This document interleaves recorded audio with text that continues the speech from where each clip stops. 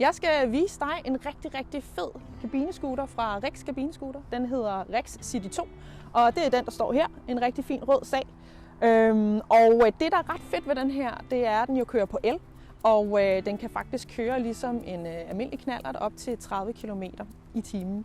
Den tager 8 timer at lade, og det er et helt almindeligt stik. Og det vil sige, at når du har opladt den, så kan den faktisk køre op til 70 km. Så det er altså ret meget, må man sige. Så jeg tænker egentlig bare, at vi lige kigger lidt på, hvad den egentlig kan indeni, og hvordan du egentlig bruger den.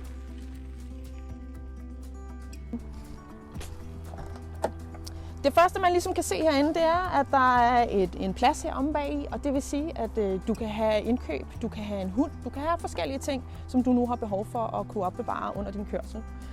Så er der et fint sæde her, du kan simpelthen lige få vippet ned, så man kan nemt komme ind til de ting, du har lagt om bagi. Når du stiger ind, så vil du kunne se, at der er faktisk ret lav indstigning, og det vil sige, at det er ret nemt at komme ind og få sat sig.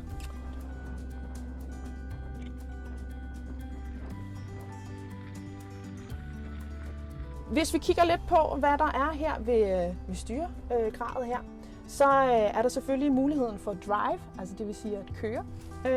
Og så er der også mulighed for reverse, så du kan bakke og nemt kunne komme rundt.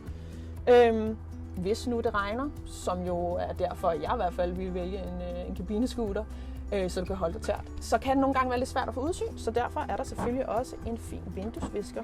Og det er simpelthen bare en on-off, altså slå til og slå fra. Så er der bremserne, som er ret vigtige. Her er den højre bremse, det er til forhjulet, og det her til venstre, det er baghjulet. Og til at starte med, der kan det måske være meget rart at bruge begge to, så du lige kan få en føling med, hvad det er for en maskine, du kører med. Den kan jo køre op til 30 km i timen, men det, der er smart ved den, det er, at du faktisk også kan vælge at sætte den i en lidt lavere hastighed, så den når et maks på 15 km i timen. Så hvis du ikke føler, at du lige er der, hvor du vil køre de 30 km i timen på cykelsti eller lignende, jamen så kan du nemt slå det til og fra med den her lille fine knap her. Så S, det er 15 km i timen, og L, det er 30 km i timen som maks hastighed. Så er der selvfølgelig også mulighed for at blinke. Det er jo rigtig fint for de andre trafikanter i trafikken, at du kan vise, om du skal til højre eller til venstre. Og det er igen meget nemt med en lille knap, der drejer til den højre side, hvis man vipper den til højre, og til venstre. Og så sætter du den rigtig fint i 0 igen der. Så er den slået fra. Og det samme med lys. Du kan både vælge at have lys, der går en lille smule nedad, men du kan også vælge at have lys, der går mere lige ud. Og det er jo rigtig smart, når du skal ud om aftenen, hvor det er rigtig mørkt. Så kan du nemt orientere dig rundt der.